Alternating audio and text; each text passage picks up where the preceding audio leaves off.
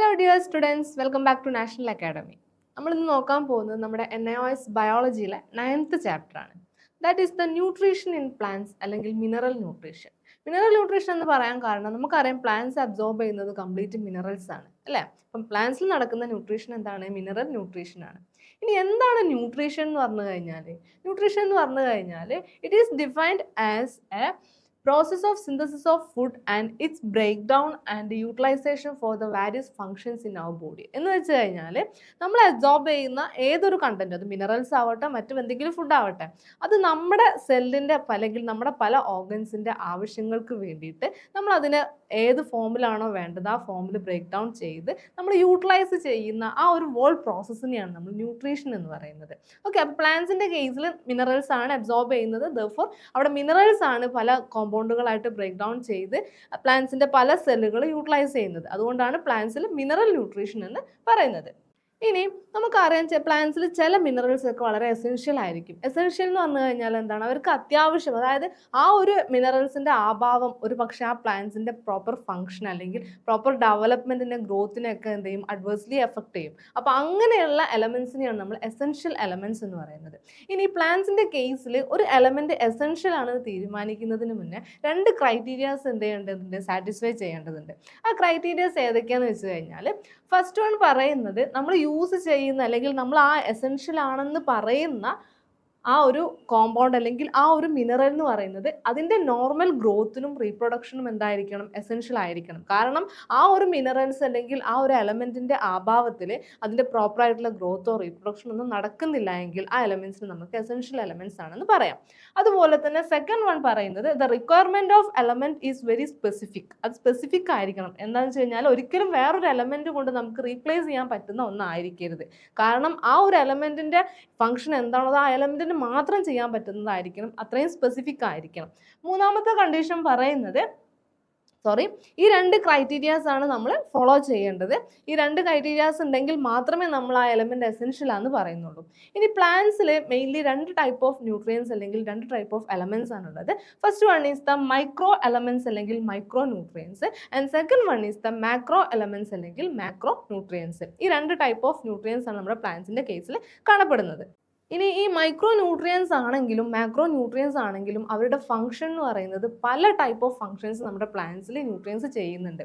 Especially ഇപ്പം നമ്മൾ പറയുകയാണെങ്കിൽ പ്ലാന്റ്സിൻ്റെ സെല്ല്, അതായത് അവരുടെ ക്യാരി ഔട്ട് ചെയ്യുന്ന പല മെറ്റബോളിക് പ്രോസസ്സുകൾ ക്യാരി ഔട്ട് ചെയ്യുന്നുണ്ട്. അതുപോലെ തന്നെ നമ്മുടെ ടെർജിഡിറ്റി ഓഫ് സെല്ല് മെയിൻറ്റെയിൻ ചെയ്യുന്നുണ്ട്. Transportation of electrons, membrane permeability, അതുപോലെ തന്നെ എൻസൈം ആക്ടിവിറ്റി, ഇങ്ങനെ പ്ലാന്റ്സിൻ്റെ അകത്ത് നടക്കുന്ന പല മെറ്റബോളിക് ആക്ടിവിറ്റീസിനെയും കൺട്രോൾ ചെയ്യുന്ന അല്ലെങ്കിൽ അതിന് പ്രോപ്പറായിട്ട് നടക്കാൻ സഹായിക്കുന്ന ഒരു എലമെൻ്റ് ആണ് നമ്മുടെ ഈ ന്യൂട്രിയൻസ് അല്ലെങ്കിൽ മൈക്രോ എലമെൻറ്റ്സ് എന്ന് പറയുന്നത്, മൈക്രോ ആൻഡ് മാക്രോ എലമെൻറ്റ്സ് എന്ന് പറയുന്നത്. അപ്പോൾ ഈ എലമെൻറ്റ്സിൻ്റെ ഒക്കെ അഭാവത്തിൽ അല്ലെങ്കിൽ ഇതിൻ്റെയൊക്കെ ആബ്സെൻസിൽ പ്ലാന്റ്സിൽ ഒരുപാട് ഡിസീസ് അല്ലെങ്കിൽ ഡിഫക്റ്റുകൾ കാണപ്പെടാറുണ്ട്. മെയിൻലി കാണപ്പെടുന്ന ഡിഫക്റ്റുകളാണ് നമ്മുടെ ക്ലോറോസിസ്, അതുപോലെ തന്നെ നെക്രോസിസ്, അതുപോലെ ഇൻഹിബിഷൻ ഓഫ് സെൽ ഡിവിഷൻ. ഇങ്ങനെയുള്ള ഡിസീസുകളൊക്കെ പല ടൈപ്പ് ഓഫ് എലമെൻറ്റ്സിൻ്റെ ആബ്സെൻസ് മൂലം അല്ലെങ്കിൽ അവരുടെ അഭാവത്തിൽ കാണപ്പെടുന്ന ഡിസീസുകളാണ്. അതിൽ ക്ലോറോസിസ് എന്ന് പറഞ്ഞു കഴിഞ്ഞാൽ ക്ലോറോഫിൽ ലോസ് ആയിട്ടുള്ള ക്ലോറോഫിൻ്റെ അളവ് കുറയുന്നത് കൊണ്ട് നമ്മുടെ ലീവ്സ് ഒക്കെ യെല്ലോ കളർ വരിക. ഓക്കെ, ഈ ഒരു അസുഖത്തിനെയാണ് നമ്മൾ ക്ലോറോസിസ് എന്ന് പറയുന്നത്. ഈ ക്ലോറോസിസ് മെയിൻലി കാരണമാവുന്നത് നമ്മുടെ potassium, magnesium, nitrogen, iron, manganese, zinc പോലെയുള്ള എലമെൻസിൻ്റെ ഡെഫിഷ്യൻസി വരുമ്പോഴാണ് ക്ലോറോസിസ് എന്ന് പറയുന്ന ഒരു ഡിസീസ് ഉണ്ടാവുന്നത്. ഇനി നെക്രോസിസ് എന്ന് പറഞ്ഞു കഴിഞ്ഞാൽ it's A death of tissues death ആവുന്ന ഒരു സിറ്റുവേഷനെയാണ് നമ്മൾ നെക്രോസിസ് എന്ന് പറയുന്നത്. ഇത് പെർട്ടിക്കുലർലി നമ്മുടെ ലീഫ് ടിഷ്യൂസിനാണ് എന്ത് ചെയ്യുന്നത്? എഫക്ട് ചെയ്യുന്നത്.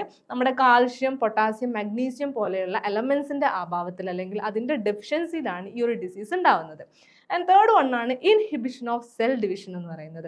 ഇൻഹിബിഷൻ ഓഫ് സെൽ ഡിവിഷൻ എന്ന് പറഞ്ഞു കഴിഞ്ഞാൽ അതായത് മെയിൻലി നമ്മുടെ എന്താ പറയുക, നൈട്രജന്, പൊട്ടാസ്യം, ബാരിയം, മോളിബ്ഡനം പോലെയുള്ള എലമെൻസിൻ്റെ അഭാവത്തിലാണ് നമ്മുടെ ഇൻഹിബിഷൻ ഓഫ് സെൽ ഡിവിഷൻ എന്ന് പറയുന്ന ഒരു പ്രോസസ്സ് അല്ലെങ്കിൽ ആ ഒരു ഡിസീസിന് കാരണമാവുന്നത്.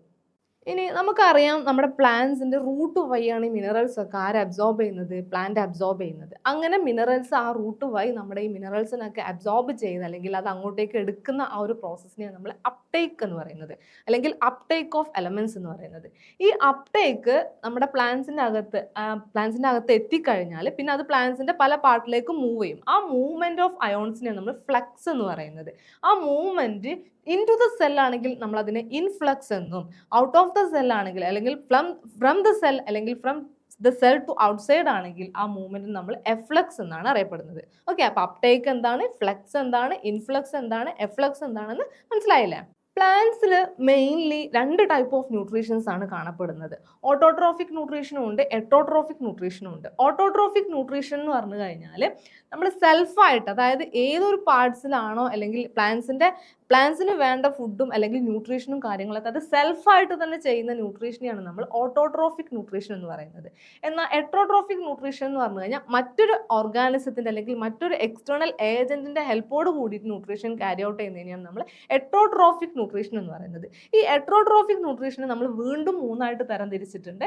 That is the saprophytic plants, parasitic plant, അതുപോലെ തന്നെ ഇൻസെക്ടിവോറസ് പ്ലാന്റ്. ഏതൊക്കെയാണ്? സാപ്രോഫൈറ്റിക് ഉണ്ട്, പാരാസൈറ്റിക് ഉണ്ട്, ഇൻസെക്ടിവോറസ് പ്ലാന്റ്സ് ഉണ്ട്. ഇത് മൂന്നുമാണ് എട്രോട്രോഫിക് ന്യൂട്രീഷൻ ക്യാരി ഔട്ട് ചെയ്യുന്ന ഡിഫറെന്റ് ടൈപ്പ് ഓഫ് പ്ലാന്റ്സ് എന്ന് പറയുന്നത്. ഇതിൽ ഇൻസെക്ടിവോറസ് പ്ലാന്റ് എന്ന് പറയുന്നത് സ്പെഷ്യൽ ടൈപ്പ് ഓഫ് എട്രോട്രോഫിക് പ്ലാന്റ് ആണ്. കാരണം അവരെന്ന് പറഞ്ഞു കഴിഞ്ഞാൽ N2 ഡെഫിഷ്യൻ്റ് ആയിട്ടുള്ള ഏരിയാസിൽ ഗ്രോ ചെയ്യുകയും അവിടെ എന്ത് ഡെവലപ്പ് ചെയ്യും, അവിടെ അഡാപ്റ്റ് ചെയ്ത് അല്ലെങ്കിൽ അവിടെ ഗ്രോത്ത് ചെയ്യുന്ന ഒരു ടൈപ്പ് ഓഫ് എട്രോട്രോഫിക് പ്ലാന്റ് ആണ് നമ്മുടെ ഇൻസെക്ടിവോറസ് പ്ലാന്റ് എന്ന് പറയുന്നത്. നമ്മുടെ ഡെത്ത് ഓർഗാനിസത്തിൽ അല്ലെങ്കിൽ ഡെത്ത് ഓർഗാനിക് മാറ്ററിലൊക്കെ ലിവ് ചെയ്യുന്ന പ്ലാന്റ്സിനെയാണ് നമ്മൾ ഇൻസെക്ടിവോറസ് പ്ലാന്റ്സ് എന്ന് പറയുന്നത്. ഇത്രയാണ് നമ്മുടെ ഈ ഒരു ചാപ്റ്ററിൽ, അതായത് നമ്മുടെ മിനറൽ ന്യൂട്രീഷൻ എന്ന് പറയുന്ന 9th ചാപ്റ്ററിൽ നമുക്ക് പഠിക്കാനുള്ള മെയിൻ ടോപ്പിക്സ് എന്ന് പറയുന്നത്. ഇനി ഈ ചാപ്റ്ററിൽ നിന്ന് ചോദിക്കാവുന്ന ക്വസ്റ്റ്യൻസ് എന്തൊക്കെയാണെന്ന് വെച്ച് കഴിഞ്ഞാൽ, ഫസ്റ്റ് ഓഫ് ഓൾ നമ്മളോട് ചോദിക്കാൻ പറ്റുന്ന ഒരു ക്വസ്റ്റ്യൻ ആണ് ഈ type of nutrition, different type of nutrition ഏതൊക്കെയാണെന്നുള്ളത് ആ ഒരു രീതിയിൽ നമുക്ക് ക്വസ്റ്റ്യൻസ് ചോദിക്കാം. പിന്നെ അതല്ലാതെ നമുക്ക് എന്ത് ചോദിക്കാം, എന്താണ് പാസീവ് അബ്സോർപ്ഷൻ ഓഫ് മിനറൽസ് എന്ന് പറയുന്നത്. അതായത് പല രീതിയിൽ നമുക്ക് ഡെഫിനിഷൻ വൈസ് ക്വസ്റ്റ്യൻസ് ഈ ഒരു ചാപ്റ്ററിൽ നിന്ന് എക്സ്പെക്ട് ചെയ്യാൻ പറ്റും. അതുപോലെ തന്നെ നമ്മുടെ എയറോപോണിക്സ് എന്താണ്, ഇൻസെക്ടിവോറസ് പ്ലാന്റ്സ് എന്ന് പറഞ്ഞു കഴിഞ്ഞാൽ എന്താണ്, ഇതുപോലെയുള്ള പല ടൈപ്പ് ഓഫ് ക്വസ്റ്റ്യൻസ് നമുക്ക് ഈ ഒരു ചാപ്റ്ററിൽ നിന്ന് എന്ത് ചെയ്യാൻ പറ്റും, പ്രതീക്ഷിക്കാവുന്നതാണ്. അതുപോലെ തന്നെ ഒബ്ജക്റ്റീവ് ടൈപ്പ് ക്വസ്റ്റ്യൻസ്, അതായത് ഓപ്ഷൻസ് തന്നിട്ടുള്ള ക്വസ്റ്റ്യൻസും നമുക്ക് ഈ ഒരു ചാപ്റ്ററിൽ നിന്ന് പ്രതീക്ഷിക്കാവുന്നതാണ്. ഇത്രയൊക്കെ രീതിയിലുള്ള ക്വസ്റ്റ്യൻസ് അല്ലെങ്കിൽ ഇങ്ങനെയൊക്കെയുള്ള ക്വസ്റ്റ്യൻസ് ആണ് നമുക്ക് മെയിൻലി ഈ ഒരു ചാപ്റ്ററിൽ നിന്ന് വരാനുള്ളത്. സോ ഇത്രയാണ് നമ്മുടെ 9th ചാപ്റ്ററിൽ വരുന്ന മെയിൻ ടോപ്പിക്സ് എന്ന് പറയുന്നത്. ഈ ടോപ്പിക്സുകളൊക്കെ ബ്രീഫായിട്ട് മാത്രമേ ഞാൻ നിങ്ങളായിട്ട് ഡിസ്കസ് ചെയ്തിട്ടുള്ളൂ. ഡീറ്റെയിൽ സ്ക്രീൻ ഷെയർ ചെയ്തതുകൂടിയുള്ള ക്ലാസ്സുകൾ നമ്മുടെ നാഷണൽ അക്കാഡമിയുടെ ആപ്പിൽ അവൈലബിൾ ആണ്. സോ താഴെ കാണുന്ന നമ്പറിൽ കോൺടാക്ട് ചെയ്യുക, നാഷണൽ അക്കാഡമിയിലെ അഡ്മിഷനോടൊപ്പം എത്തുക. വീണ്ടും പുതിയൊരു വീഡിയോയിൽ കാണാം. Bye bye.